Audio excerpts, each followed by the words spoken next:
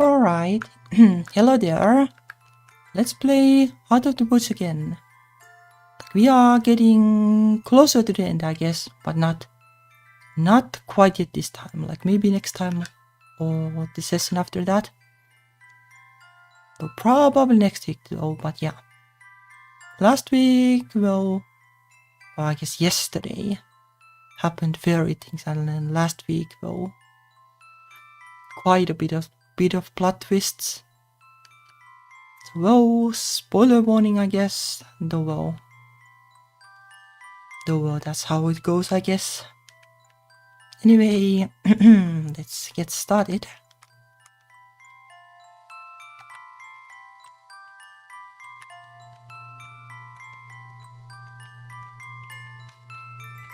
So, like, I have determined then that, well, we are not a ghost, basically.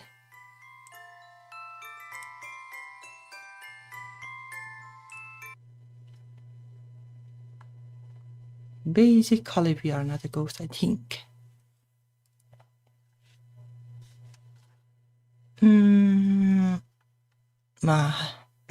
Let me drink a little bit right off the bat.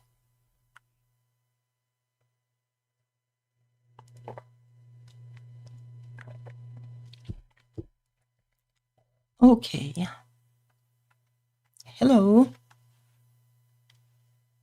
It took me a little while to get started because I forgot that I changed the settings because I was recording game trailers. Anyway, I'm acquainting Abby with modern technology when the sound of loud voices from outside interrupts me mid-sentence. Well, one very obnoxiously loud voice.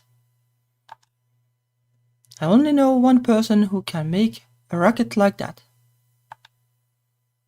I grab Abigail's hand and lead her out into the living room just in time to hear Tara and Morgan reach the door. Tara, stop for a second. We don't know for sure this isn't a trap. Oh, it's not a trap. Yeah, but what if it's not? I can't take that chance. I'm going in. Yeah, like special force or something. Tara, wait! The door flies open so hard it bangs against the wall.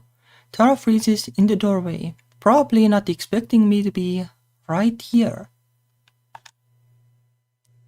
Or maybe even here at all. Hey. Oh yeah, the new costume. Everything I had rehearsed and planned to say in my head is forgotten in an instant. Somehow, this feels more unreal than anything else so far. I never had time to doubt any of the stuff that's happened to me. I had plenty of time to doubt that I'd see Tara again. Pretty much, I guess. Tara's mouth flaps up and down like a nutcracker statue. I don't think she forms a single coherent word.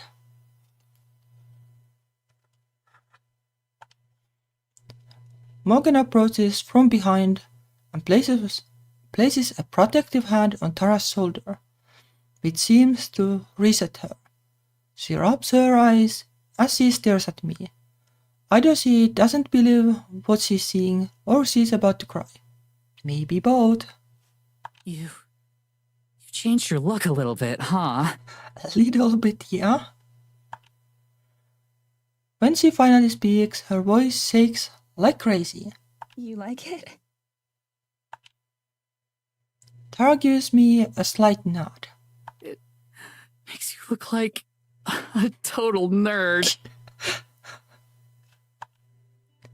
Without another word, she bursts into tears. She doesn't even hesitate a moment before bounding forward me like an excited, tear-stained racing dog. I've spent so long worrying about her that seeing her safe and sound in the flesh is almost too much to handle.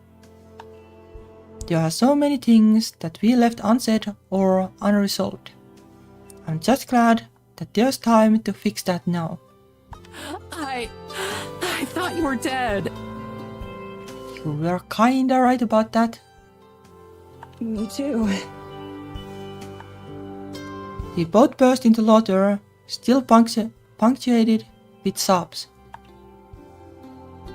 But at least we both have the clarity of mind to tell that this hug has gone on for way too long. When we split apart, she has a big dumb grin on her big dumb face. Welcome back, Mads. Welcome back for at least 4 days.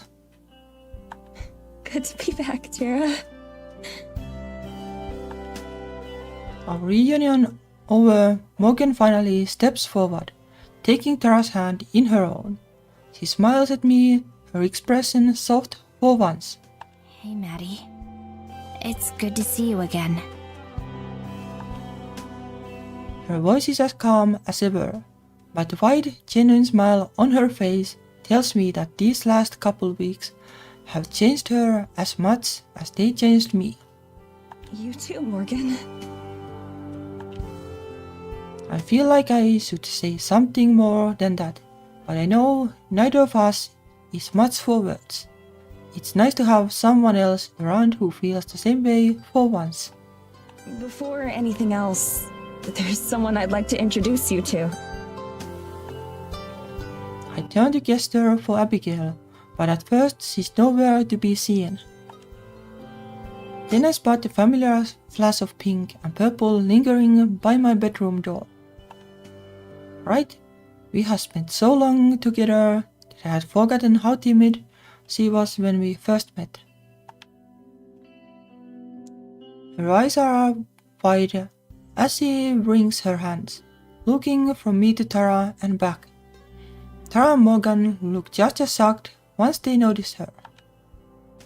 Head over to where Abigail is and take her hand. They're okay. I promise.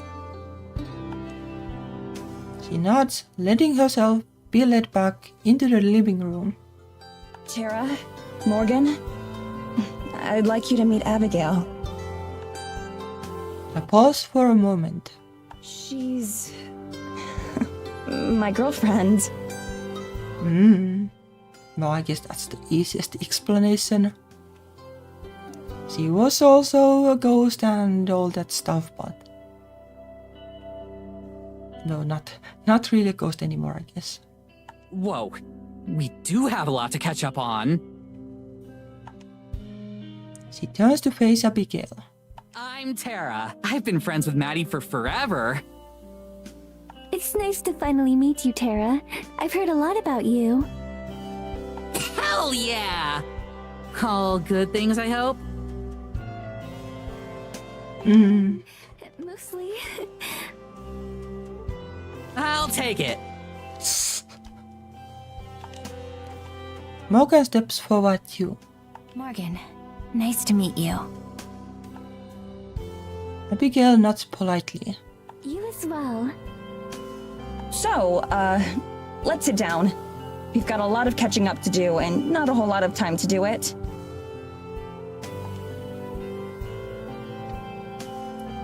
The four of us move to the couch and sit down.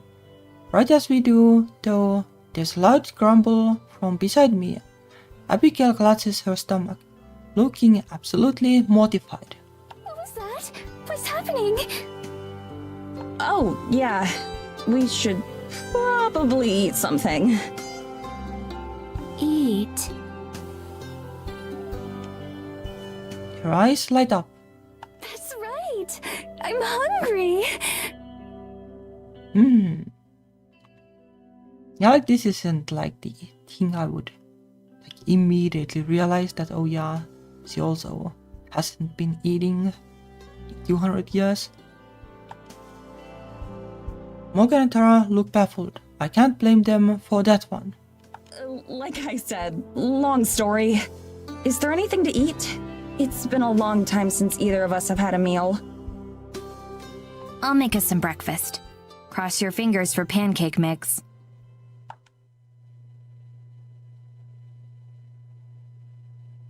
Anyway, I think that's everything.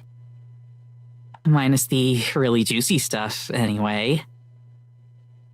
I'm okay with not hearing about that. Thanks.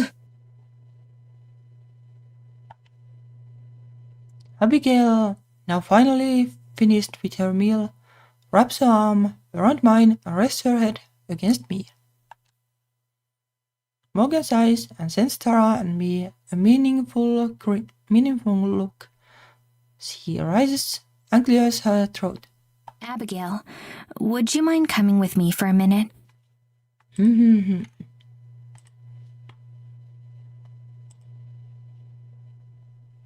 Morgan's voice carries a more serious tone that feels like a sudden departure from our light-hearted reminiscing.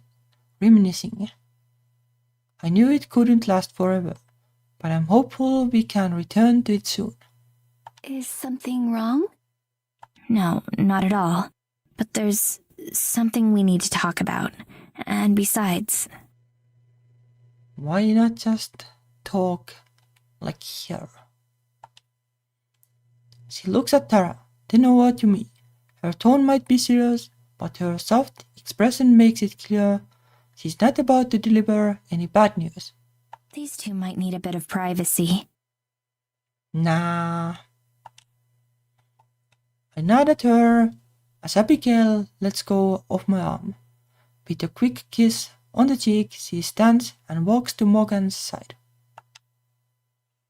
The two of them head towards the bedrooms, leaving Tara and I to stare at each other in silence. We look away from each other awkwardly as I try to think of what to say. Should I speak first? Should I wait for her? What do I say? She knows how much I missed her, but there was so much tension between us before I died. I never had a chance to apologize for hiding Abigail, or for how I handled telling her I was going to quit. I take a deep breath and raise my head. I just need to go for it. I have spent enough time waiting to speak. Whatever happens, happens. I'm sorry. I shouldn't have. It was really shitty of me to... I just.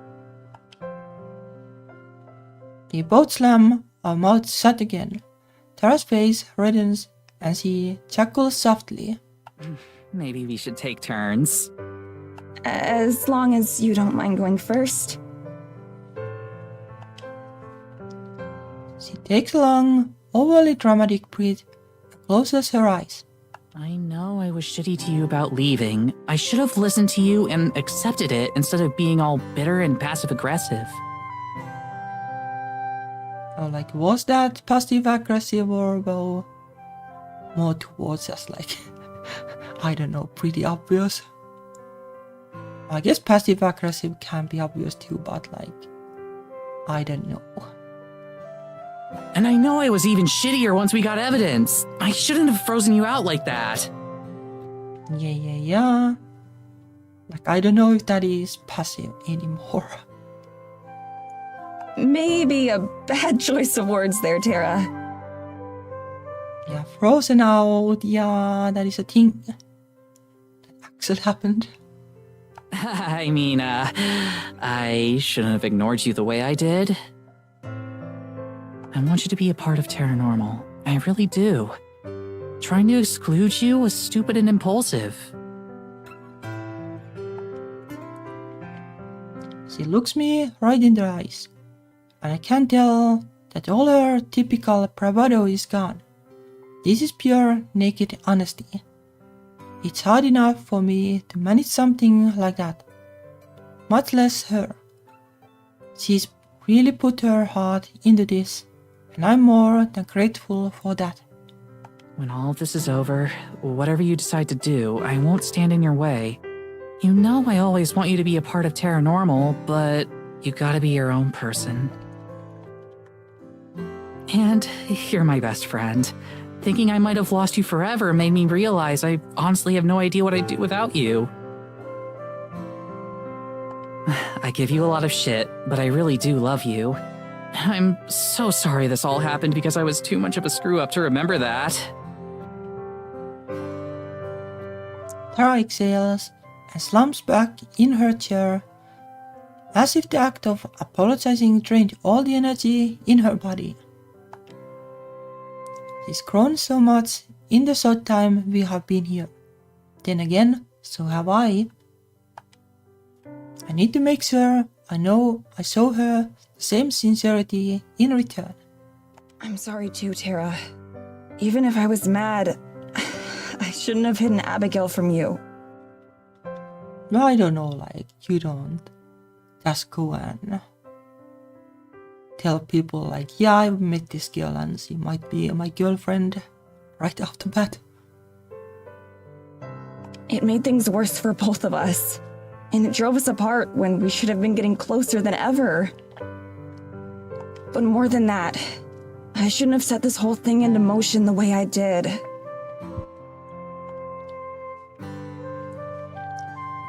The memory of our fight back home is painful, but I can't keep trying to run away instead of dealing with it head on. It's not fair to either of us. I should have told you I was thinking about leaving and why I was thinking it. I should have talked things over with you instead of dropping the bomb on you right before we left. When I thought I was going to be stuck here forever, I realized you were the person I'd miss more than anyone else. Even more than my family. I don't know what I'm going to do when we get back. I still have a lot to figure out. But I do know that whatever happens, we'll always be best friends.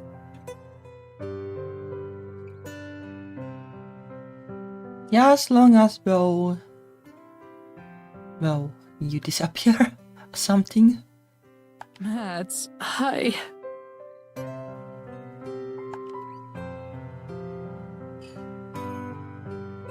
As she struggles to think of what to say next, I gently put my arms around her in a reassuring hug. We have said enough for now. She hugs back, squeezing a bit too hard. We stay that way until it starts to get awkward, as hugs between us tend to do. I pull away and sit back down, a bit embarrassed. So, are we good? I let out a deep breath, releasing the anxiety that had been twisting my stomach in knots. Whatever happens next, I know it will be easier without that dragging me down. Yeah. I think we're good. Are we good enough for me to start calling you the ghost with the most? Yeah, well, I don't know about that. Don't push it.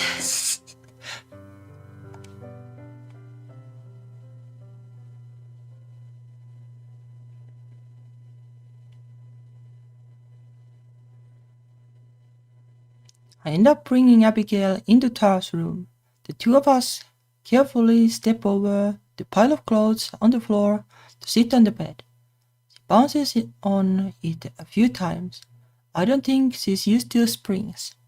Having fun? How do you people sleep in these? Aren't you afraid of just bouncing out of bed? It's not that bouncy. It's just comfortable. I suppose tomorrow I can let you know if I agree. So, what is it you wanted to talk about? It's hard to put into words. No matter what I had been preparing myself for, a conversation like this wasn't part of it. It's about family. Our family. Our... You're a Dulcing as well? I'm a Fisher, actually. But a change in last name doesn't change the fact that we're part of the same family. At first, I couldn't believe it. Maddie and Abigail were telling their story. I thought that there must have been some sort of misunderstanding, or that I'd heard wrong. But the details all matched up. Not just with what Evelyn's told me. Over the years, she tried to break my spirit, but with the notes and journals left behind by those before me. So she hasn't changed after all these years. It's still us. Yeah, I'm supposed to be next. There isn't anyone else. No siblings or aunts or uncles. Just me and her. Okay, so like any relative is enough, but I guess they have been using a little bit too many people or something recently. She makes a sound of sympathy and moves closer to me on the bed, touching my shoulder gently. I tense up, almost shaking hard enough to shrug her off, but she remains. Oh, hello there. I don't want to be that person anymore. One afraid to let anyone close, physically or emotionally. I'm sorry. I just nod. I can tell that she doesn't know what to say either, and that's fine. Do you mind if I ask you something? Sure. Why didn't you leave? Back in my time, it wasn't even a possibility. There was no way I could have escaped. We wouldn't have gotten very far if we'd tried. But now, Madison's told me about all sorts of fantastic machines and devices. Surely you could have gone. I shrug. Of course, I considered it. Dreamed about it even. But there's no way she could know that. And besides, I thought about running away many times. I thought of a lot of different ways to make sure she couldn't hurt me anymore. But the same thing stopped me every time. She wouldn't just give up because I'm not around. She'd find someone else, just like she always has.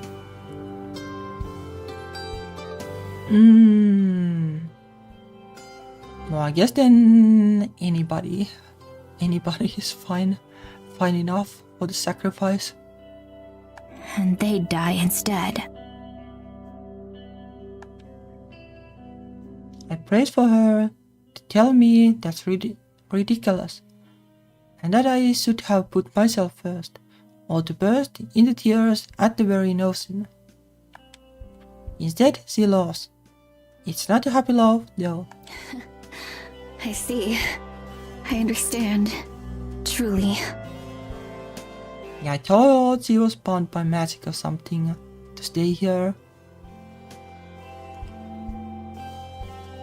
Oh well.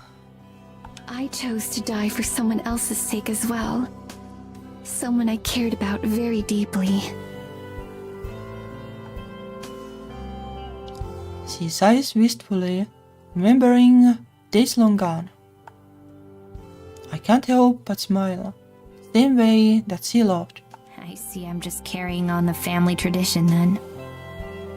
Let's make sure it ends with you. I nod.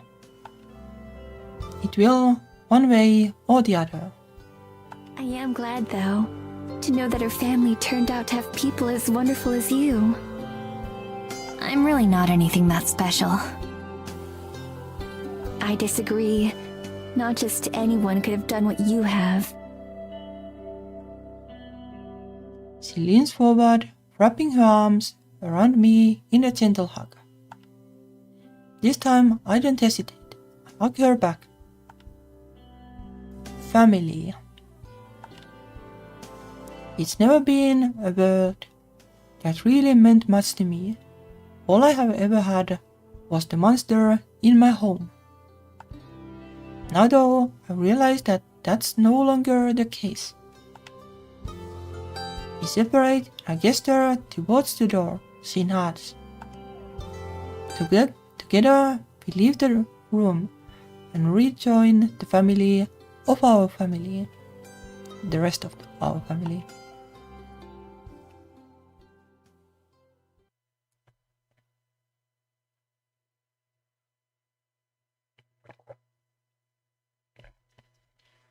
Abigail and Morgan come out of Tara's room and join us, both smiling. I'll have to ask her what they talked about later tonight. But right now, I'm just enjoying the moment. I feel more at peace than at any time since arriving in Eisenfeld. Even during the sweetest moments with Abigail, there was still the lingering bleakness of being a ghost.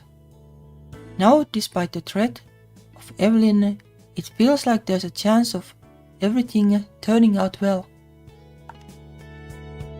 As we talk, Morgan's cat comes and hops up on my lap. I would have expected her to take to Abigail, not me. I scratch behind her ears and she leans into the motion, purring contentedly. Tara notices and sits up straight. Wait a sec. Mads, I just realized. But you haven't met Geladura yet, right? Yeah, Geladura is either the fairy or the fairy queen. It would be more fitting for her to be the fairy queen because surely you would want to show like what is the fairy queen, like earlier in the game. I have. Back in the shop, right after we arrived. Remember? No, I mean like, met her. Morgan was right. She really can talk. She can. I can.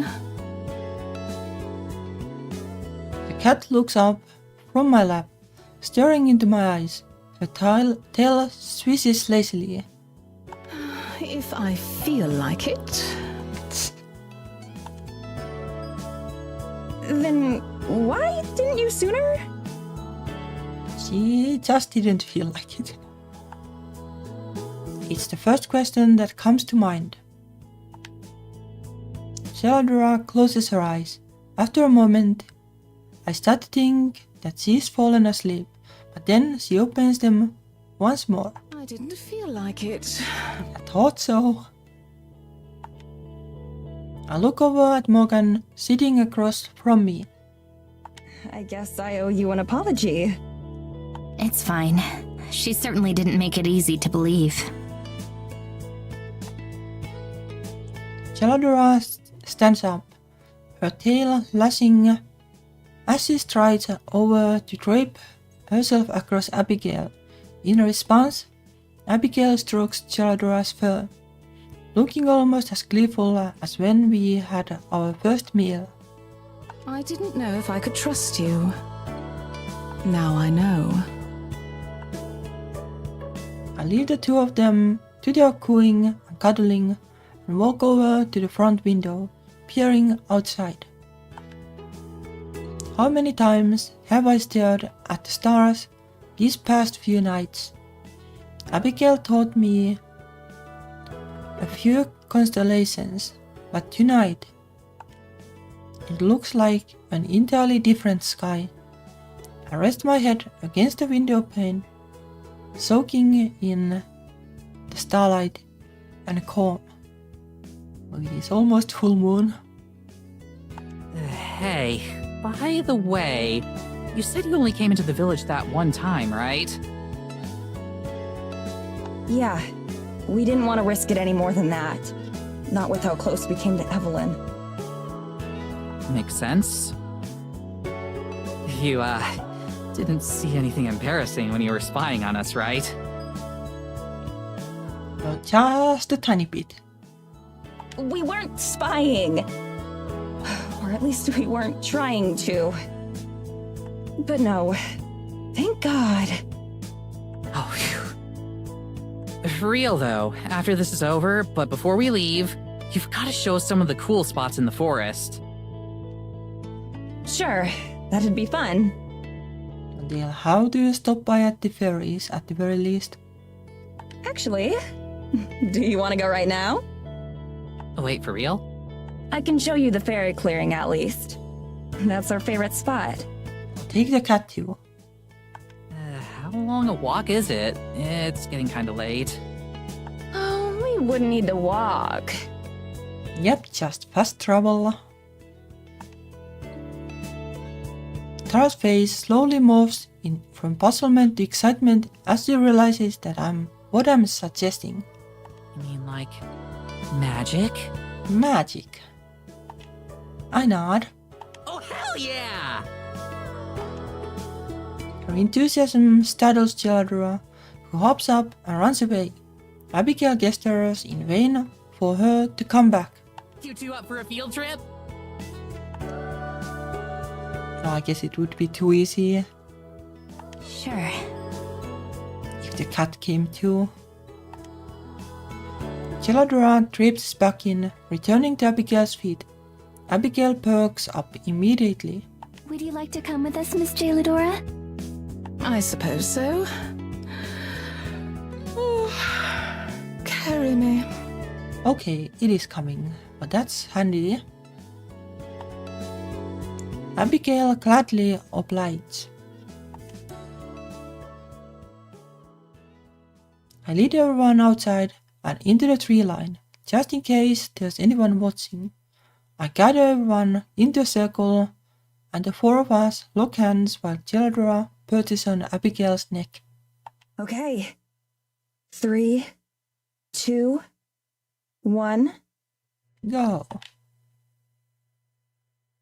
The forest greets me, and I respond in kind. It shows us the way to its heart, to the lake. I hold Abigail and Tara's hands tightly and breathe the softest sigh. I thank the forest. Then I open my eyes and we are here. As soon as we arrive, I can feel the presence of the fairies in my mind. They are instantly aware of where we are, and I sent them all a mental greeting which is returned right away. Childra slicks her ears back, and her tail begins to lash harder than before. I wonder if she can feel magic too. Before I can ask, Tara whistles in awe. Dang, Mads. You really leveled up, huh? I put all my skill points into magic. Even Morgan looks dumbstruck. Something I'm not used to from her. She tilts her head back, staring in open-mouthed wonder at the glimmering trees and fairy lights. What is this place? Are we really still in the forest? Yes, it's a very special grove. It was one of the first places I brought Madison. We came back here many times. It definitely feels magical. Oh, damn it. I should have brought my camera. We all head down to the pond. Tara and Morgan gawk at its unfrozen waters the same way I did when I first saw it. I feel a strange sense of pride seeing them so excited about this place. A loud buzzing sound suddenly fills the air. Before I can warn Tara and Morgan what's about to happen, fairies burst forth from the trees. Tara yelps in shock as they pass over her, wings beating noisily. Your Majesty! You're back! You returned! Hello, you three. It's nice to be greeted so enthusiastically. Even if I didn't exactly want to be queen. I wave, expecting the three of them to come to me right away.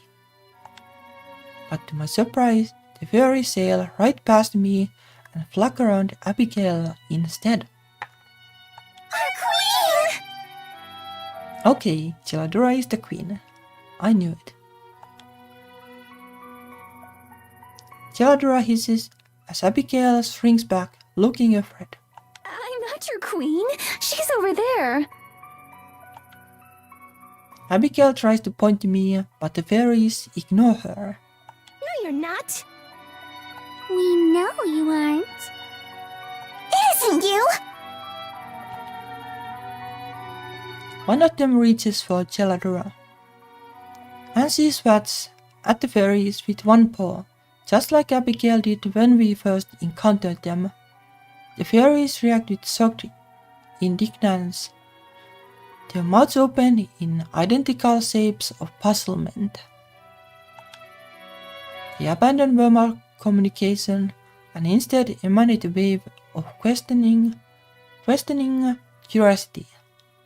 I can feel it. It's not directed at me. By listening, or rather by feeling, I realize who they are communicating with. Geladora. Whoa. Just to be sure I'm right, I communicate a request for confirmation. Despite her discomfort, Geladora turns to me from Abigail's arms, blinking languidly. Yes, that's right. Now I'm the one whose jaw drops in shock. Care to fill us in, Mads? Cat? Geladora. Fairy Queen. Everyone is silent for a moment, even the fairies. Then Abigail clears her throat. Does that mean I should set you down then? No, this is fine.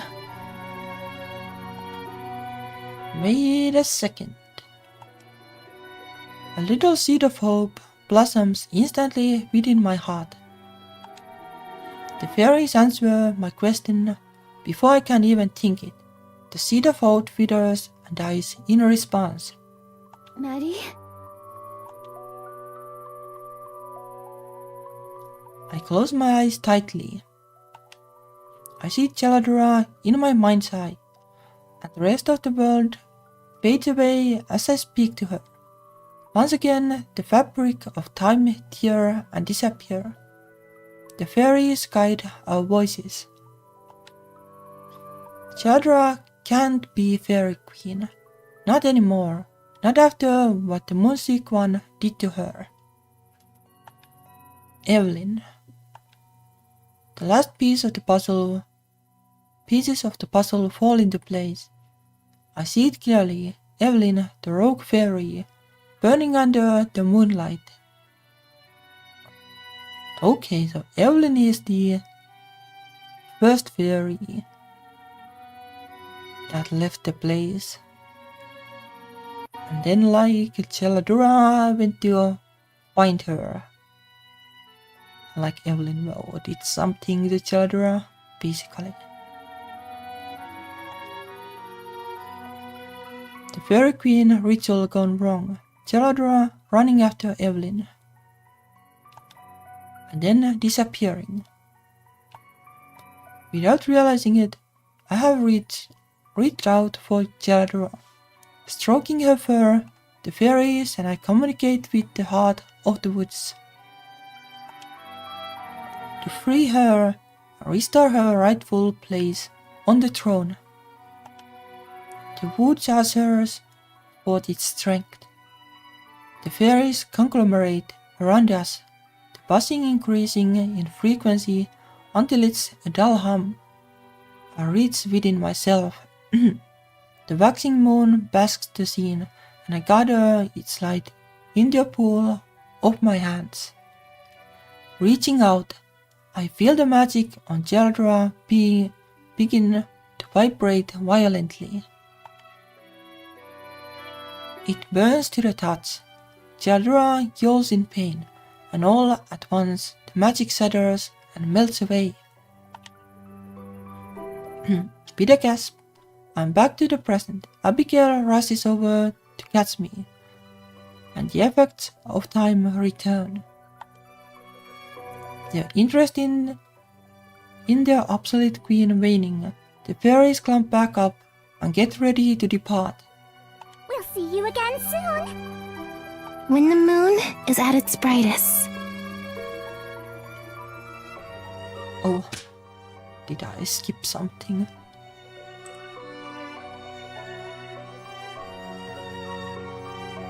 One way or another.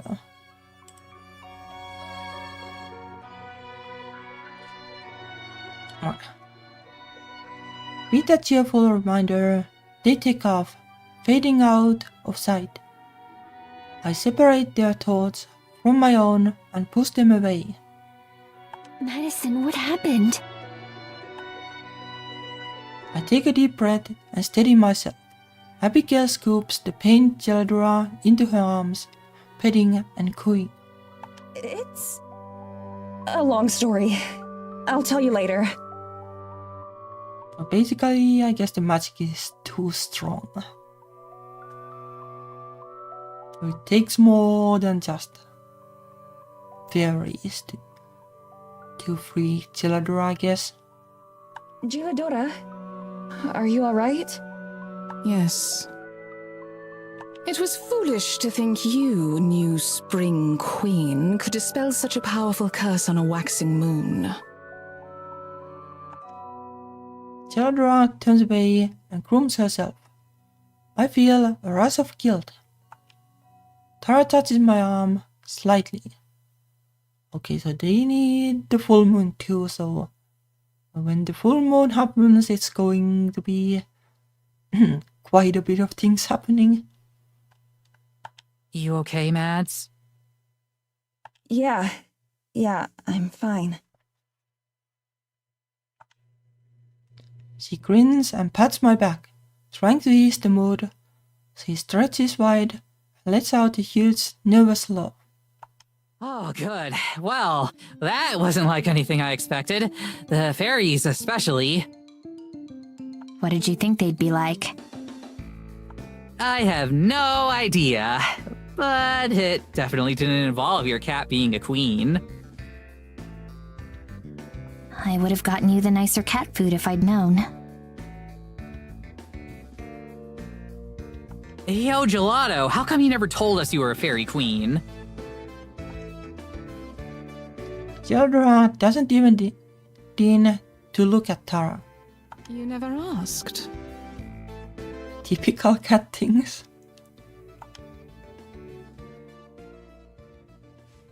As soon as we arrive back at the cabin, Abigail takes a mad dash toward the couch and flops down on it with a loud thud.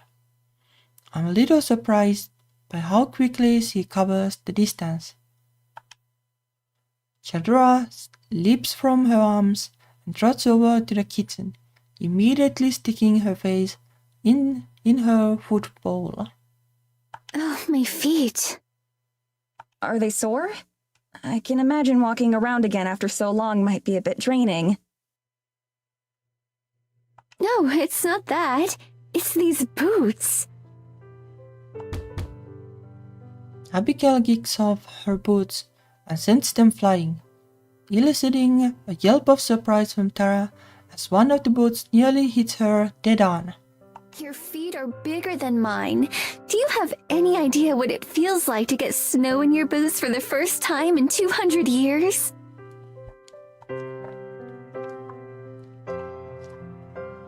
The three of us shudder in unison at the thought. Tara takes another step away from the boot, as if she's afraid of it infecting her with cold feet. I can tell you right now that when we do go to America, I'm going to be spending the entirety of the winter months indoors. I know the feeling. And the US isn't even as bad. Supposedly. I guess it could be, well, the northern parts.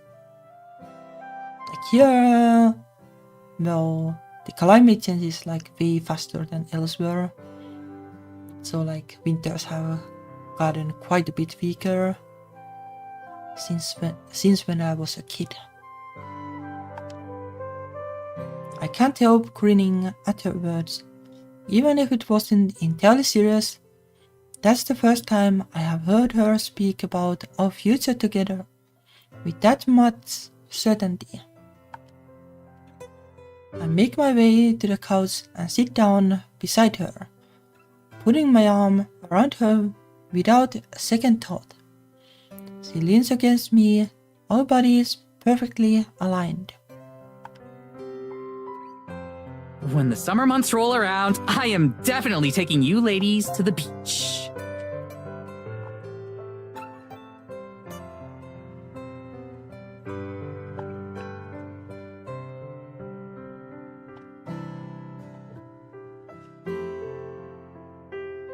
Abigail instantly perks up at that, clasping her hands together and leaning towards Tara with a huge grin on her face. Yes! Goodness! The sand, the sun. I'd love to see the ocean. Morgan seems a little less enthusiastic about the prospect of the beach, her face an expression more of concern than excitement. If we go to the beach, I'm going to end up looking like a lobster. And you can do things about it, like a parasol or like the sunblock cream or whatever it is called. Yeah, but you'd be a really hot lobster. I try as hard as I can to suppress a groan, but Morgan and Abigail both chuckle. Abigail I can understand, but the fact that Morgan generally finds this kind of thing endearing is baffling. But I think it is a really funny one. Thanks, babe. So, Abigail, what's the most interesting invention you've seen since you came back? I suppose... I haven't seen much of it, but the internet seems like a wonderful tool. I love the idea of being connected and sharing thoughts, feelings, and creativity with everyone around the world. And that's how it should be. Not always so great, but in theory, yeah. My girl! There isn't a single person more qualified to teach you about the internet than I am. We are gonna have a blast. There is no way I'm going to let you be the one to show her around the web. You get into enough trouble on your own. But Madison doesn't Tara perform on the internet? I assume that means she's very knowledgeable about its workings. But that's not quite how it works. Like I do so-called perform on the internet and... Oh. I know some things, but definitely not all. Tara raises an eyebrow and leans down to place her hands on the table, staring closely at Abigail. So Mads told you about paranormal, huh? Oh no. She told me some things. I know you tell stories about supernatural occurrences and that you take them very seriously, even when they're quite obviously untrue. Did she now? Sweetie, maybe we shouldn't... Sweetie, maybe we shouldn't... And she told me that people all over the world enjoy watching you. It sounds like you must be an incredible storyteller. Nice save. Tara breaks into the same massive grin she always puts on when she knows she's found a new audience. You don't know the half of it, Abby. I've got 1 million of them. I roll my eyes and lean back against the couch. Abigail just moves closer, ready to hear whatever Tara's going to say next. Just looking at her feels healing. If listening to Tara stories makes her happy, then Tara can tell as many stories as she wants. Not that I'd ever tell Tara that, of course. One story turns to another. Morgan and I will chime in with a correction every now and then, but we mostly let Tara work her magic. Abigail keeps asking questions and Tara keeps eating them up. If Morgan's anything like me, she must enjoy seeing the girl she loves acting so happy. I know I am. I don't know what's going to happen after this. We are still in danger. We still don't have a way out. But that doesn't mean we can't enjoy our time together, all of us. I just wish I could shake the feeling that this is the last time we'll have this chance. We stay like that for a while, telling stories, making jokes, and most importantly, talking about our future. Whether it happens or not, talking about it puts all of us at ease. We talk about sharing technology with Abigail, getting her and Morgan new wardrobes, where we are going to go on dates when we get back. In those moments, it all feels real, like we are remembering moments that haven't happened yet. Eventually, the sun begins to dip below the horizon. We have another huge meal, to Abigail's delight. Afterwards, Tara tells her even more stories as Morgan and I clean up after them. I'm not sure if the four of us are going to stay in one apartment for long when we get back, but I think I'd really enjoy being around Tara and Morgan.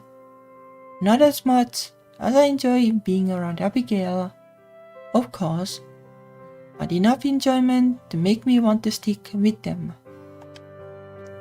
In time, Abigail starts to yawn and blink wearily as Tara talks.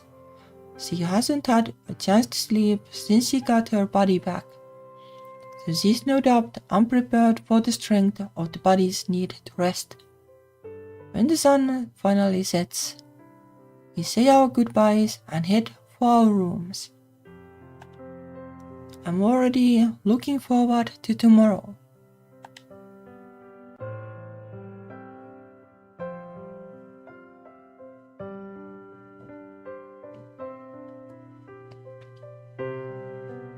I close the door to Tara's room and lean against it to steady myself. I'm still trying to process everything that's happened. I have family, real family that doesn't want to hurt me. And I'm not just talking about Abigail. When I was watching the three of them talk and love together, I felt like I was home. Like this is where I have always belonged. Hey, you okay? Yeah, I'm okay. Sorry, just trying to wrap my head around all this. I getcha. There's a lot to unpack. You can take your time with it. I guess that means now isn't really a good time to talk, huh? What do you mean? I wanted to talk to you about something, or ask you about something, I don't know. It can wait if you still want to work on getting your stuff sorted. Is something wrong? No, I mean, I don't think so. I've just been thinking about some stuff. Like... Tara takes a deep breath and scoots back on the bed. She curls her legs up towards herself, taking a surprisingly subdued posture. It's, well... You know how Abby's been calling us a couple all day? Even though we told her we're not. Oh, you're not? I guess you weren't supposed to, but well. Yeah, she's not very good at taking hints. I'm not sure if that's it. I think she's just, like, direct. Kinda like you. Runs in the family, I guess. I know we agreed that we were going to stay friends, or whatever you'd call this, until this is all over. I get that.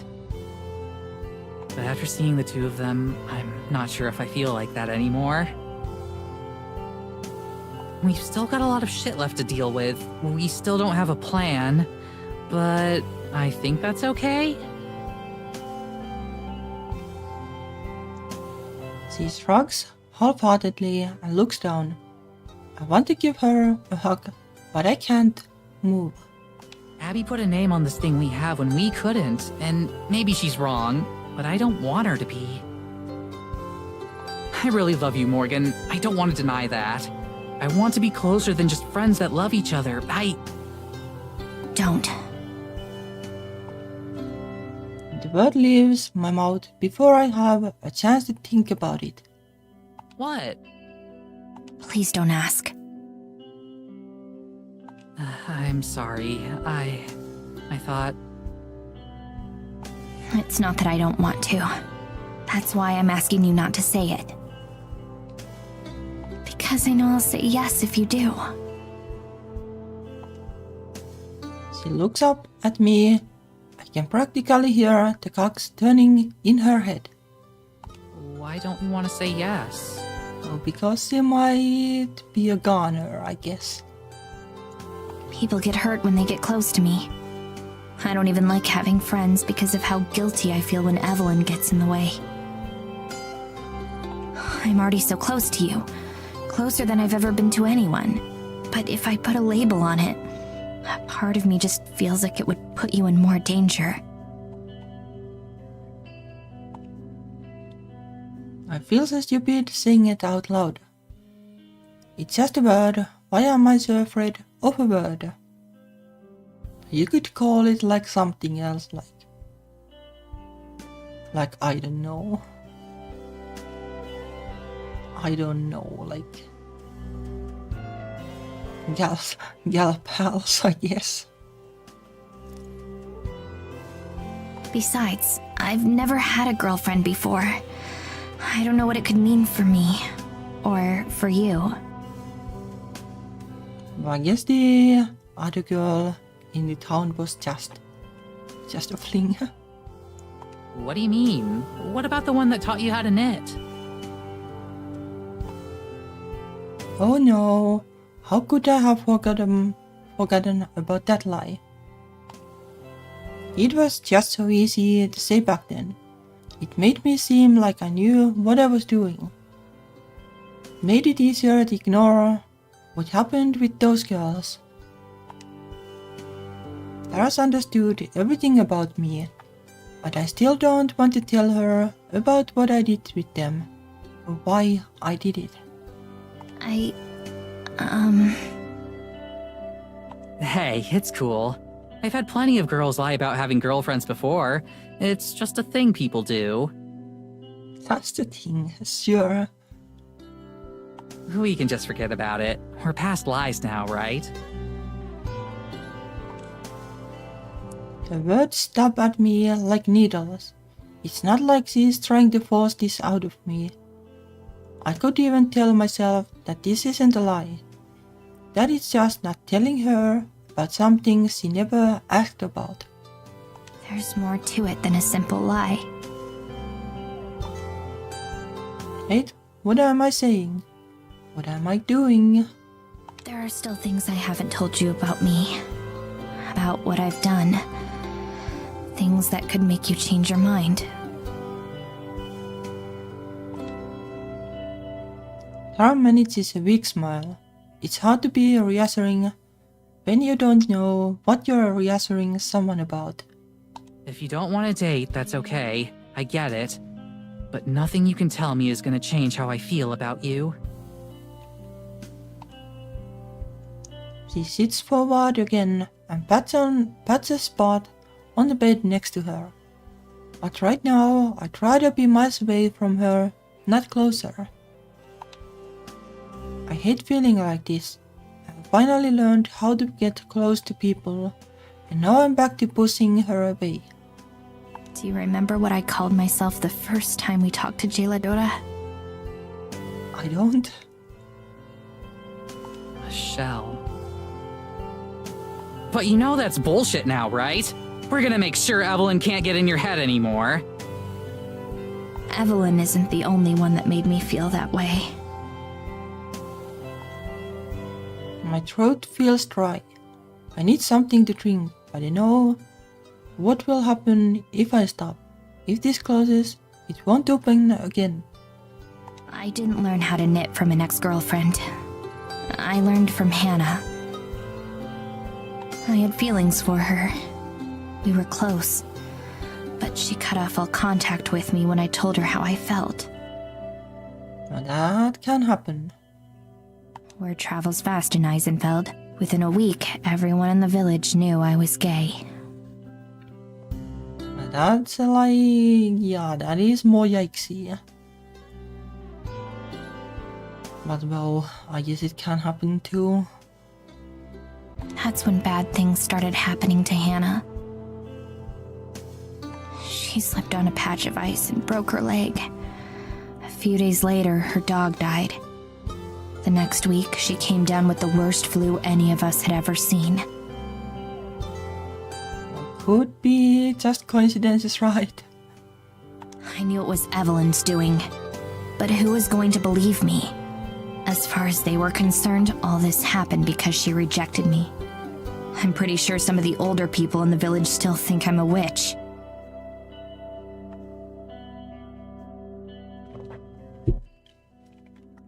Oh yeah, I thought too.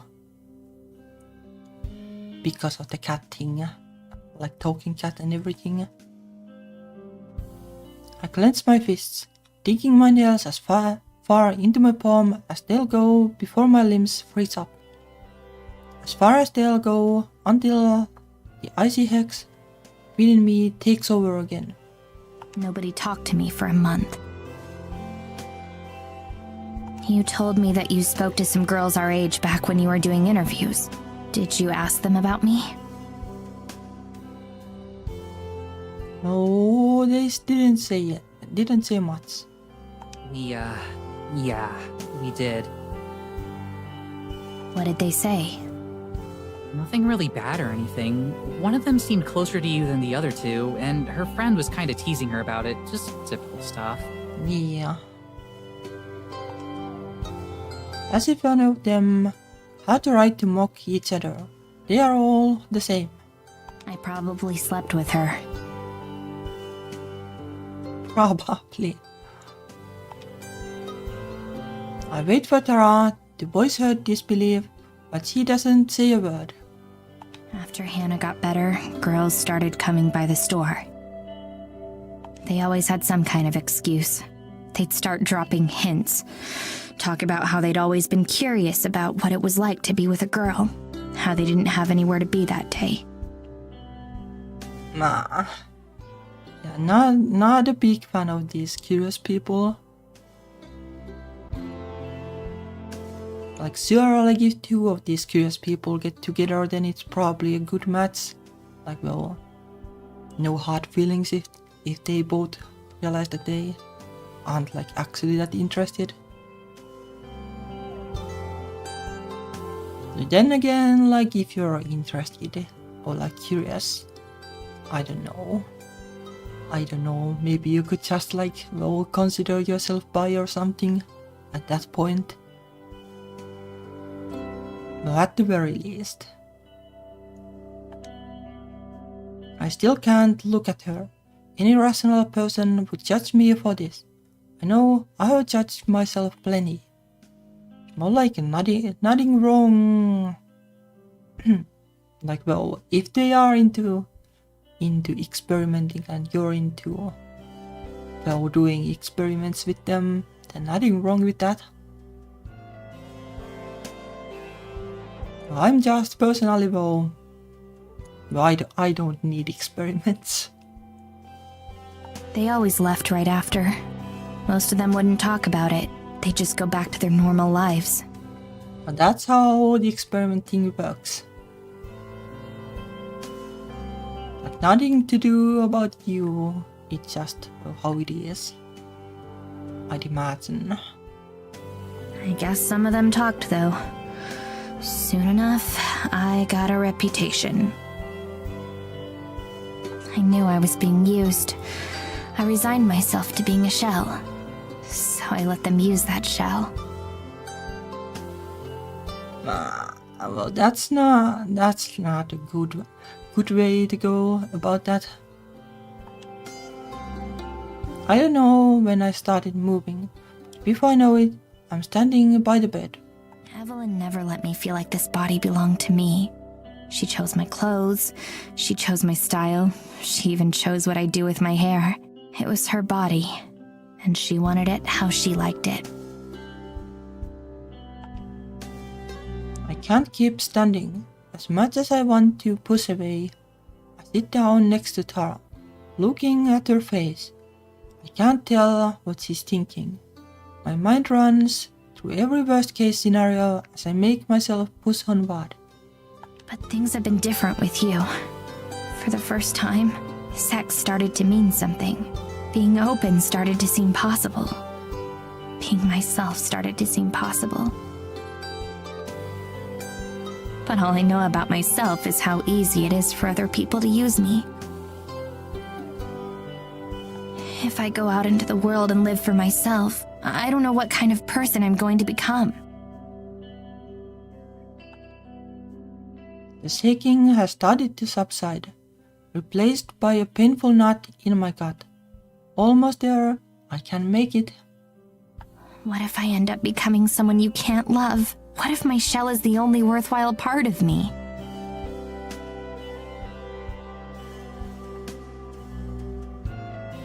Without warning, Tara throws her arms around me and pulls me close. I wrap my arms around her waist without even thinking. You're not a shell, Morgan. You're the furthest thing from that. Just because someone tried to make you something other than yourself, or because people took advantage of you, that can't destroy the real you. That you has always been there. And I know it a lot better than you might think. She nuzzles my neck, and I can feel the dampness of her cheeks. She's crying. You've got passion, you've got personality, you've got conviction, you've got so much awesome stuff in you that I couldn't name it all if you gave me a whole week. All of that is the real you. And that's the girl I'm in love with. The girl I want to be with no matter what. And I want to put a name on it so you know that'll never change.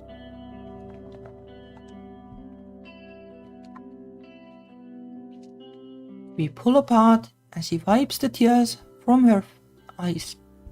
I don't really know a non-cheesy way to put it, so... will you be my girlfriend? If you're okay with everything I've done, with everything I still have to do. Yeah, I don't know, like you haven't really done anything.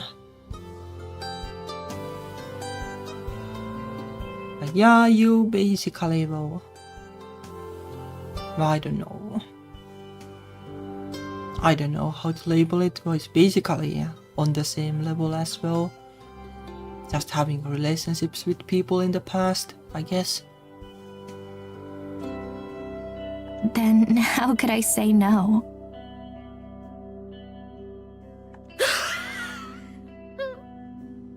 Tara instantly lets out a long wheeze and clutches her hands to her chest.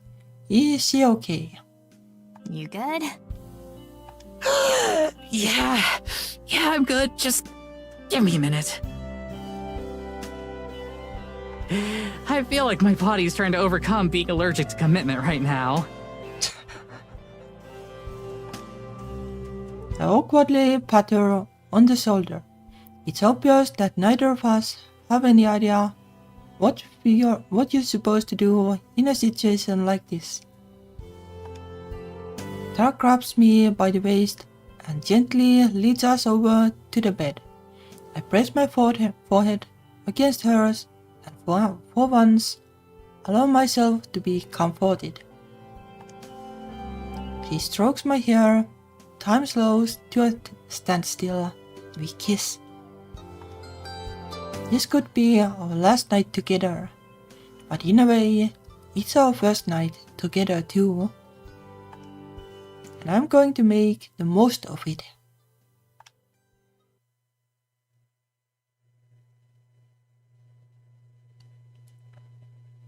I hold Tara close in my arms. She's nestled close to me. The sun is long gone, but the moon is bright enough to illuminate her smile. I'm smiling too.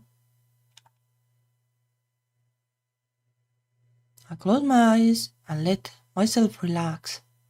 I think I might actually sleep well tonight. But as always, luck isn't on my side. Hey, What? do you hear that? I strain my ears and see if I can sense anything out of the ordinary. But apart from the usual sounds of the forest, it's silent. I can't hear anything. Maybe you dreamed it?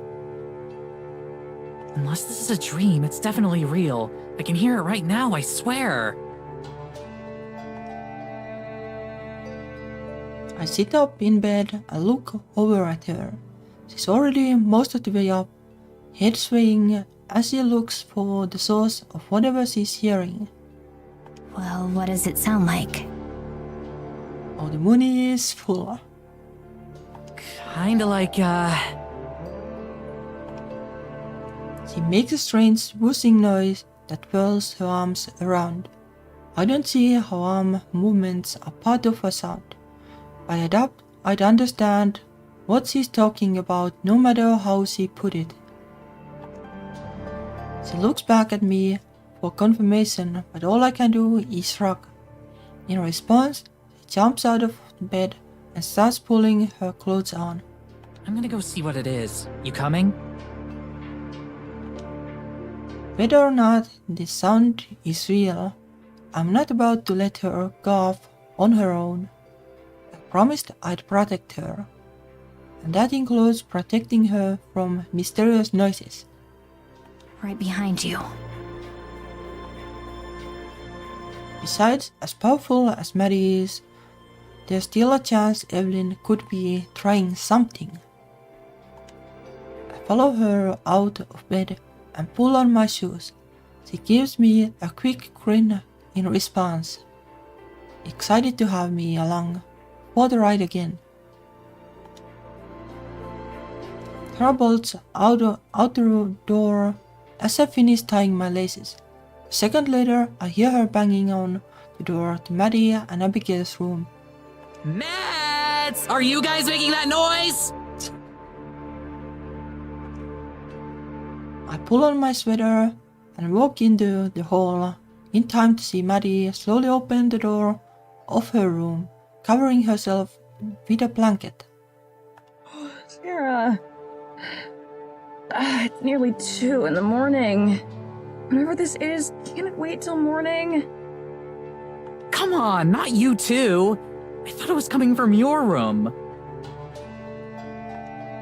Abigail's voice calls out from the room, along with the rustling of sheets. What was coming from our room?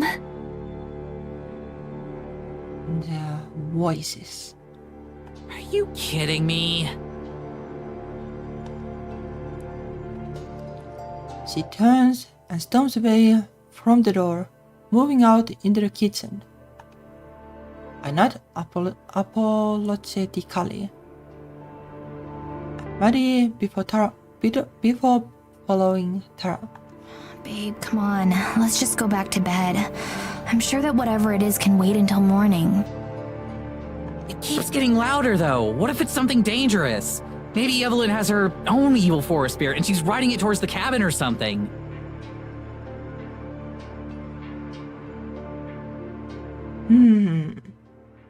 I kinda doubt it though. Like if Evelyn is like a rogue fairy kinda thingy. Well, I guess it is like somehow connected to the forest, but not exactly like a forest spirit. There's a pang in my heart. It's cold and familiar. If the sound is that loud, but none of us can hear it, maybe it's only meant for her to hear. As I try to figure out how to get her back to bed, Maddie and Abigail join me in the hallway. So, what you doing this time? She woke up hearing some kind of whooshing noise that I couldn't hear. I thought she'd just imagined it, but she can still hear it. Maddie rubs her chin, puzzled. Abigail looks out at Tara with a worried expression. I can't shake the unsettling feeling in my chest either. This isn't the first time something like this has happened, so I'd be inclined to dismiss it. But with everything else that's happened this month... Before she can finish her sentence, Tara turns toward the door. There! It's right outside! Abigail realizes it first. She steps toward Tara, reaching out her hand. Tara, don't! What if it's... Oh no, no. I'm an idiot. Why didn't I figure it out sooner? Tara, stay away from the door! She doesn't look back. As she takes another step towards the door, I will myself to start moving again. Now you guys are actually gonna be able to see what I'm talking about. Let's hope it doesn't like blow up or something. You're gonna feel so dumb for doubting me. I'm running towards her, but it's too late. She grabs the handle and throws the door open. Wait, what? There's nothing outside. Maybe the sight will be enough to bring her back to her senses. The sound's gone. It was right there. Sure it was. She turns back to look at me. I'm only a couple steps away and I can see the expression on her face. She's terrified. Hey, what? A flash of light fills the room. I stop dead in my tracks as I raise my arms to cover my eyes. Tara! The light dissipates and my eyes slowly readjust. In the haze, my fears are confirmed. She's gone. Tara's gone. I'm frozen. I can't process what's happening. I'm not sure how long the tears start rolling down my face before I notice them.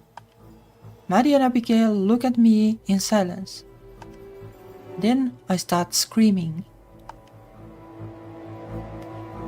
I never made a sound like this. It's an angry roar that fills the cabin. No! Morgan, It was supposed to be me! It's happening again, just like everyone before her. I love her, and now, because of me, I collapse to the ground.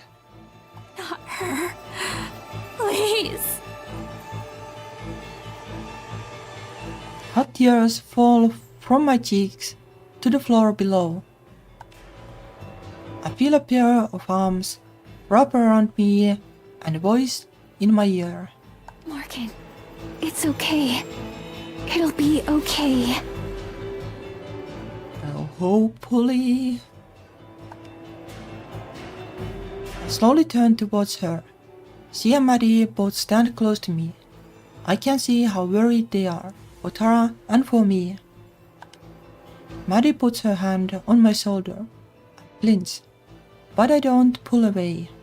She's still alive. I can feel it.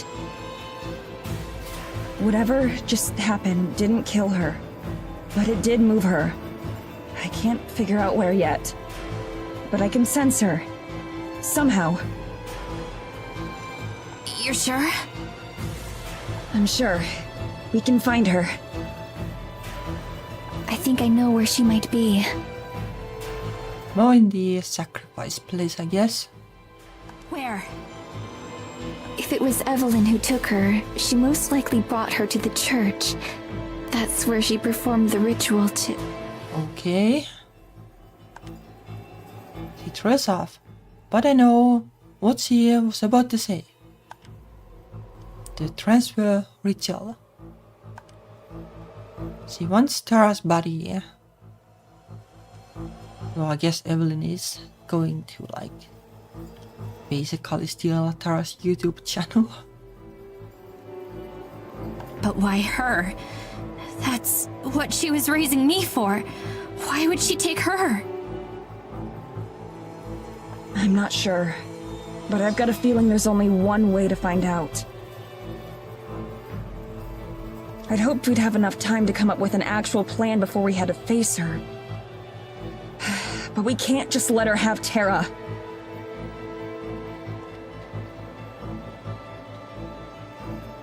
I'm already heading for the door. Maddie and Abigail follow close behind. We can figure something out on the way.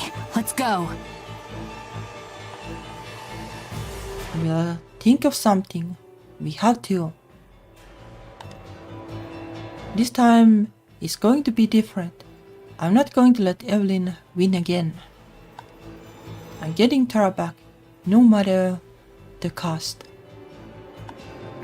And this time, I'm going to make sure Evelyn never hurts anyone again. For better or for worse. This is the end.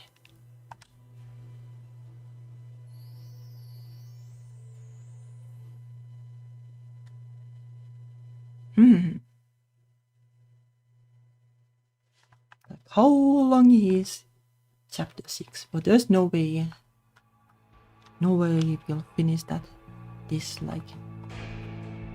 today.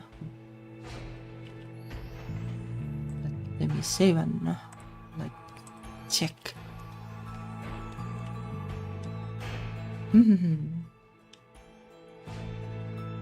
Okay, so 1,600 or something lines.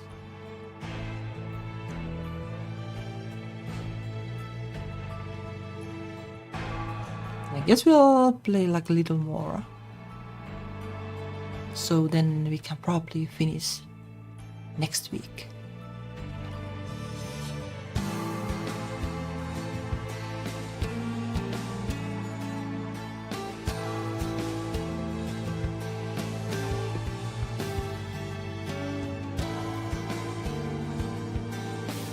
I don't even have time to be disoriented before I hit the stone ground hard.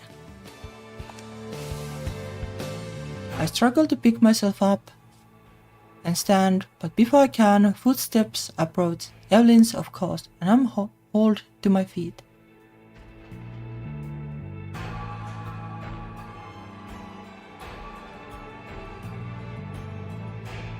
Yeah, I guess we'll play half an hour at most, I guess. And then next week we'll finish, and if there is extra content we can look at that too.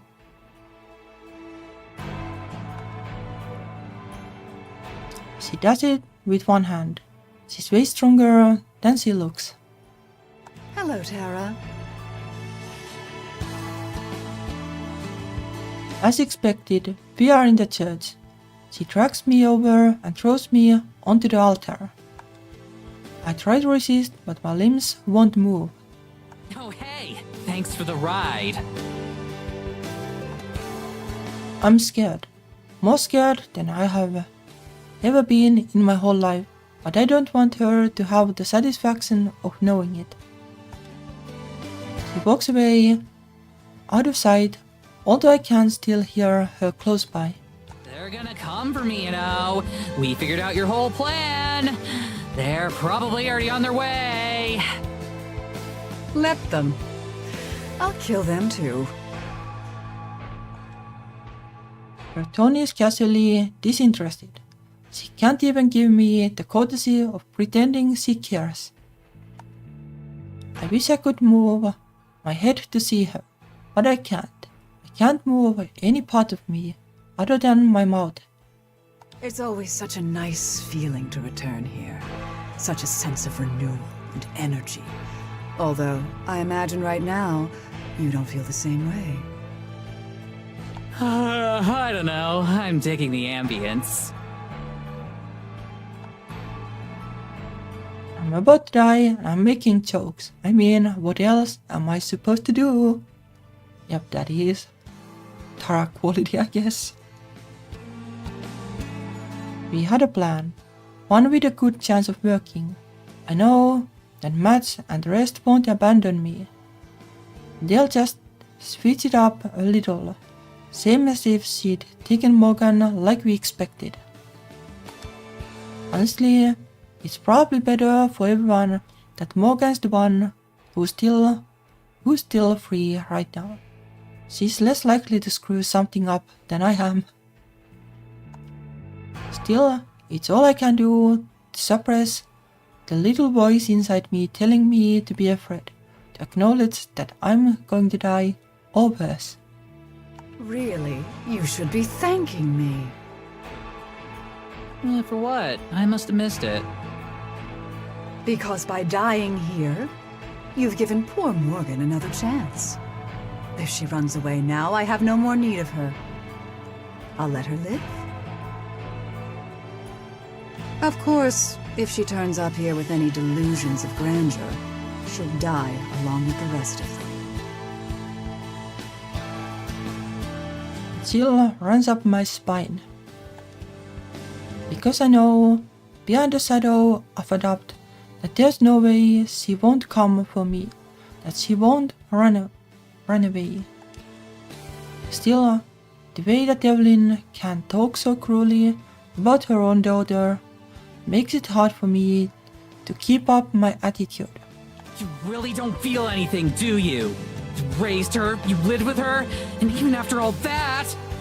Finally! You get something right. I don't feel anything for her. You got something wrong, too. Evelyn holds and then stalks closer to the altar, close enough that I can see her wildly dilapidated pupils. The razor-sharp points on her fangs. I didn't raise her. I cultivated her. From the minute she was born, I prepped her for this fate, to be a worthy vessel. Yep, and you failed. How could I have known that a much more useful one would arrive at my doorstep? Just days away from my ascension. Now she takes a step back, letting the moonlight fall across her. She arches her back like a cat, enjoying it. She raises an arm and I'm lifted into the air like a circus performer, suspended from nothing. My arms are snapped to my sides. I struggle as hard as I can, but I still can't move at all. I can't even flail around. Still, her words pique my curiosity, and I'm dying to know what she meant. Since I might be dying anyway, I may as well ask. More useful how? She grins. Because this night is very, very special. For years, centuries even, I've whiled away my time here in Eisenfeld. It's amused me to no end. Yeah, she wants to be a YouTuber, I guess. But I've grown bored of it. I desire to see more of the world. And while any human body would do, I suppose, there's merit in one such as yourself. One with influence and fame.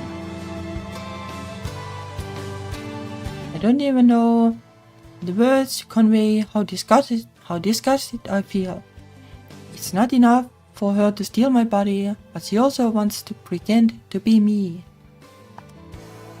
I think to her, I feel a must show on my face because she smirks. As she does so, her skin starts to shimmer and shake like there's light just underneath it. A thin thread of ethereal matter, like the spell that she used to bring me here, ekes into existence. It stretches between her hand and my chest. The second it comes in contact with me, I feel like all of the strength is sapped out of me, like I'm being sedated. I hope I'm only passing out and not dying. I'm not sure if the two feel different. It would suck extra hard if I was dying though, because then my last sight would be Evelyn sneering cruelly.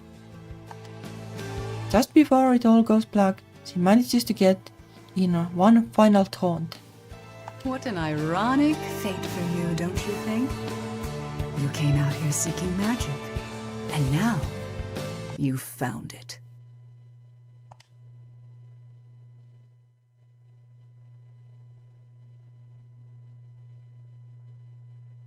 Yep, our magic found her. We are up and ready to go nearly the instant the Tara disappears. It's a shock, of course, but not one that messes up all our plans. I walk to the front door, which is still open, and bang in the wind. I'm going to fucking kill her if she hurts Tara. Tara will be fine. She's tough. Besides, we've got a plan, right? It didn't seem that fine. Or that tough. After a long moment, I nod. Right. Maddie turns back to face Abigail, who's half hidden by the bedroom door. Are you sure you want to go, sweetheart? You can stay here. Of course not. There's no way you're doing this alone. I'm just a little nervous, that's all. Me too. I'm a lot nervous, actually. We'll be fine, though. If she keeps saying that, it will be true, right? I wish I could believe it. I wonder if Maddie even does.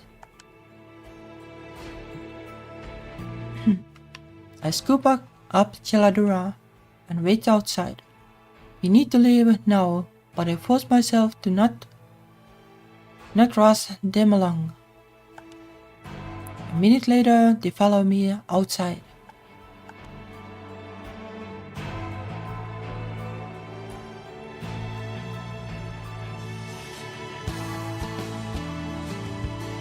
We hurry out into the woods despite some wind and fog. The night is relatively clear. Are you sure you don't want me to just take you to the church? I could have us there in a second. I know, but she can't know about your powers yet. If we arrive too fast, then Evelyn will know something's up. It would be nice to take the easy way like that, but we can't do anything rashly. Not if it might hurt Tara in the long run. Right. We have to wait until her soul is out of its body. That's when we'll send the signal. Yeah, sure, sounds kinda dangerous. Do you know how long that'll last? Like, how long it'll be exposed? I have no idea. I hope it won't be instant. You hope? I nod. I wish that I knew more. I really do, but it's magic, and magic is really predictable. That's the only thing that I can say with confidence about it. I'm not sure what more I should say. This is where we'll have to part. Even though I'm making the rest of my journey on foot, Maddie and Abigail will need to use magic to get to the fairy clearing. Before we do though, there's one last thing I need to say. Maddie? I know there isn't really time, but I need to say this, since I might not get another chance to. Theodora nuzzles my chin, reassuring me. I'm sorry. That doesn't even come close to describing it, but it's all that I can say. For bringing you out here, getting you involved in all of this. I never imagined any of it would turn out this way. So if you still hate me, I understand. I just wanted you to know. It feels good to have the birds out there. I've spent so much time apologizing these past few weeks, but it's still a bit of a relief every time. Morgan. Well, first of all, I accept your apology. But I promise, I never hated you. It was my fault for acting like such a bitch when we first got here. And as for everything else, well, some of it might have been Tara's fault, but a lot of it was my fault too. So, let's get this over with. We'll save Tara, take care of Evelyn, and then we'll all go home. Simple, right? Yep, very simple. I just nod again. I'm not sure I can talk right now. Not without crying. I hate crying. I wish it were that simple. I hope it will be that simple. But it really is. I swallowed the lump in my throat. I have to say something.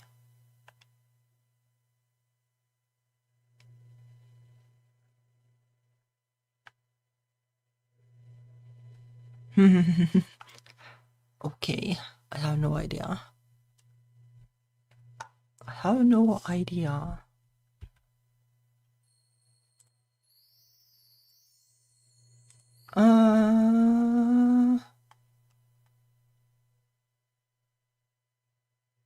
Let's get this over with.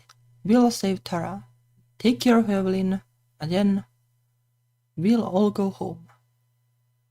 Simple, right?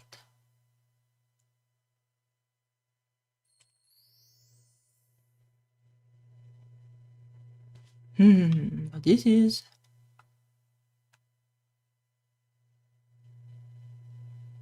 is, I don't know, doesn't sound too promising.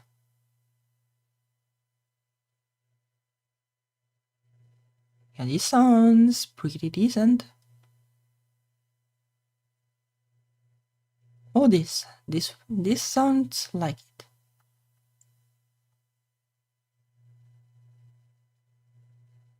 I would go for this.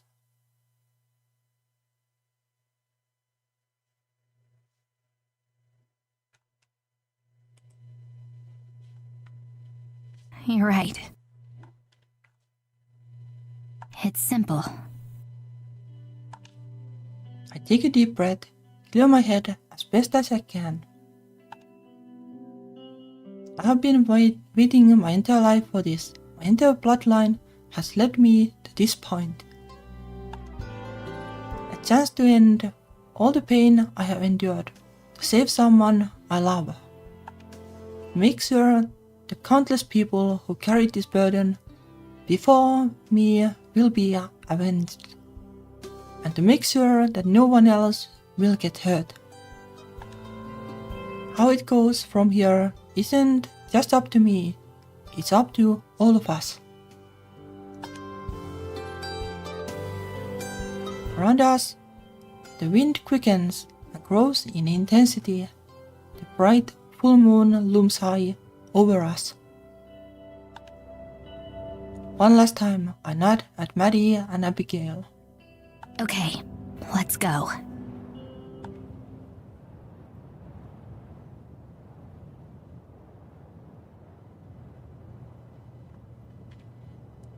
This is hardly a plan. It's barely more than an idea. It relies far too much on luck and everything going our way. But it's all we have. The furious winds tell me that I'm in the right place, as if there were any doubt. When I approach the doors to the church, they blast open. I have been expected. I don't waste any time, I rush in. Tara floats in midair, suspended by invisible magic. She lies prone, but with the arms and legs apparently locked in place. She looks dead. A colorful cloud floats above her, with long tail spiraling back towards her body. I don't even need to be told. I know that it's her soul. It thrashes about as much as a cloud can, but is seemingly locked out. Below, Evelyn stands, hunched, with her back to me. The trail of malevolent white magic tethers her to Tara. Moonlight pours through the window behind them, piercing Tara and illuminating Evelyn. When she hears me enter, she stands up straight, her back cracking obscenely. She's disgusting. Morgan. You came. Her voice isn't the voice I know. It's raspy and inhuman. It echoes around the church, louder than it should be, dragging itself from corner to corner. I knew you would. You always do. Her body spasms and twitches as if electrified. Still, her voice remains steady and flat. Of course I came. You're not taking Tara. You're not taking anyone else ever again. She laughs, but it sounds like a joke. There's no humor in it. It's inhuman. Do you know how many times I've heard that before? Countless! And yet, here we are. Predictable. You humans always are. Curiously so. You have all this freedom, but you don't know how to use it. Pity, pity, pity, pity.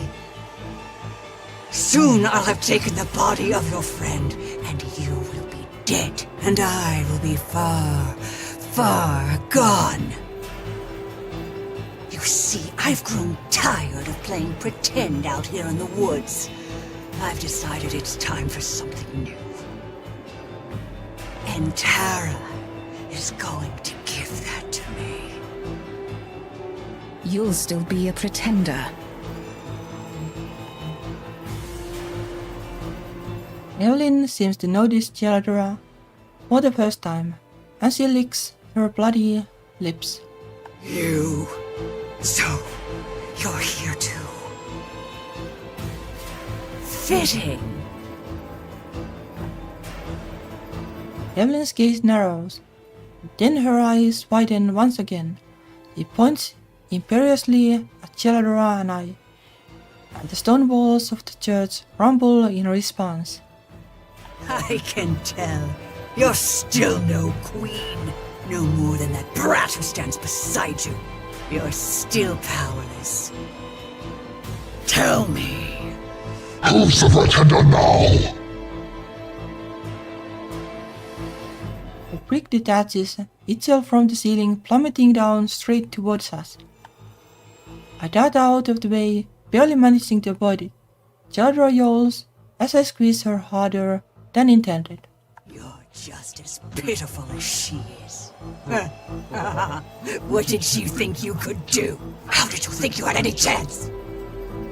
Or is it just human nature to try, even if you're doomed to fail? The moon is at its peak, or close to it. If she waits much longer, she won't be able to complete the ritual, and she'll have done our job for us. Maybe she knows this because she turns away from us once again. I have to stop her. I push my legs forward, but some invisible force pushes back. Like moving through quicksand, I can barely inch forward. Something is protecting her. Inch by inch, I have to keep moving. A pulsing ball of magic starts to form in front of Evelyn, and she focuses intently on it. The light from the moon falls directly on her. Her skin reacts to it, wobbling and boiling like hot wax. It must be agonizing, but she doesn't react. Maybe she's beyond pain. Caladra leaps out of my arms, making her own way beside me. Her breathing is ragged and labored. Neither of us waste energy on more words. I don't know what I'll do if I reach Evelyn. I just know that I can't sit still. The coalescing ball of magical energy continues to grow and grow, taking on a sinister dark hue, the color of a moonless night, the color of an empty void. It starts to spin, crackle and shimmer. That's when I realize this isn't for the soul transfer. It's too strong, too unstable. A tendril of malevolent energy suddenly shoots out straight towards me. It moves too fast for me to react. It pierces me like an arrow. Godless, fiery pain burns through my veins. My whole body stiffens. Refusing to move, I can't even cry out. Each individual atom of my body feels like it's being tortured. Like a burning needle is being driven through them. I want to scream. I want some sort of release, but I'm not even granted that mercy. Behind the pain, there's a rising, mounting horror. I'm going to die here, after all, aren't I? My vision starts to go black. I welcome oblivion. At least then I won't have to hurt anymore. I try to move my eyes to fix it on Tara. If I'm going to die, I at least want my last sight to be of her, even like this. I can't even manage that. All I can see is Evelyn. She's saying something, her lips moving, but I'm deaf to it. All I can hear is deep, resonating, ringing sound in my ears, like some perverse bell toll. Then Evelyn's eyes go wide, wider than before. The hair behind her shimmers and shakes, just like her magic spell. Empty space tears itself open, and she's sucked backwards like a ragdoll. In an instant, the magic and the pain is gone, leaving behind no trace. I fall forward, my momentum having been locked in place with me, and just ahead, Tara crashes to the ground limply. I stagger my feet, not trusting my body to support me, but it does. The complete absence of pain is a shock in its own right. I feel like I should be experiencing the after effects, but I'm not. All that lingers is the memory. Celadura scurries over to me. Morgan, are you all right? I think so. I feel fine, actually. What happened to Evelyn? She leans back, licks the back of her paw for a second, then stops. I'm afraid that I panicked and I sent the signal to Madison. I tried to help you, but I couldn't. My own power is still weak, not nearly enough to match Evelyn's. There's no changing it now. None of this matters if Maddie isn't able to stop Evelyn. It was going to be unlikely to begin with. It looks like we are in a hard fight. Chaldra must know as much too. She pats back and forth, her tail twitching in agitated fervor. I stroke her fur. Still, thank you. Can you help me check on Tara? Of course. We rush over to where Tara lies prone on the cold floor. Her soul is nowhere to be seen, which I hope means it's returned to her body. I cradle her as tenderly as I can, checking for a sign of a pulse or breath. I gently prop her against my chest, stroking her hair. Please be okay. Please. 2 tears drip down my face, landing on hers. I didn't realize I was crying. Chaldra lingers beside us, nuzzling her face against Tara's cheek. She's alive. I can feel that much. Is she okay though? I don't think she should experience any lasting effects from the magic. It's the fall to the ground that worries me more. That's true. She fell from pretty high up, onto a stone floor. I wipe away the tears that fell on her, steeling myself to prevent any more. I place my finger across the curve of her jawbone, down to her lips. They press together just a bit to kiss my finger. Tara! Tara, can you hear me? I'm afraid to let hope spring into my heart again. Her lips move, just barely. I can't hear you. There's a soft, blessedly warm gust of air against my face as she sighs and forces her eyes open. I said, I'm dumb as bricks, babe. It'll take more than head trauma to hurt me.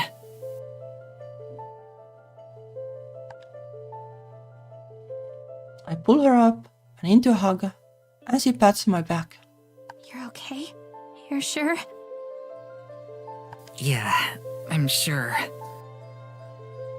I wipe my eyes as we part to face each other once again. I was so scared. I wasn't. I knew you'd save me.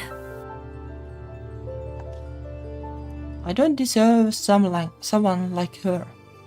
Is there any way we can get to Mads? She might need our help. We both turn to face Jaladura. I can take us there, but I don't know how much use I'll be once we arrive. Tara moves to question, but I place a hand lightly on her arm. Jaladura's barely holding on as she is, and her guilt at her inability to do more is palpable. It's all up to Maddie. Let's go. There isn't much time. I help Tara to her feet as she immediately winces, hissing in pain. Are you okay? I'm fine. Guess I just hurt my ankle in the fall. She's able to stand on her own, giving me a shaky smile. I don't like it, but there's nothing I can do right now. At least it's only her foot, and not her head or back. With a graceful jump, Jaladura hops into my arms once again. I stand next to Tara, who leans against me for support. With one hand, I support the cat. With my other, I take Tara's other hand in my own. Then I nod. We're ready.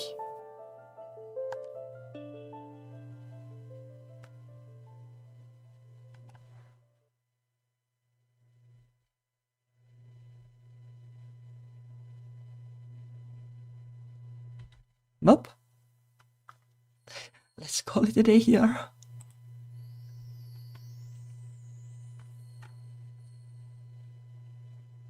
Yeah, it is. It is tense.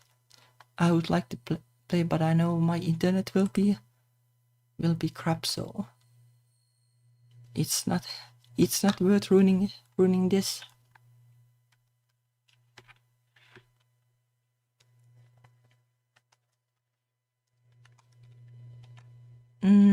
So yeah, let's finish this next week. It is exciting.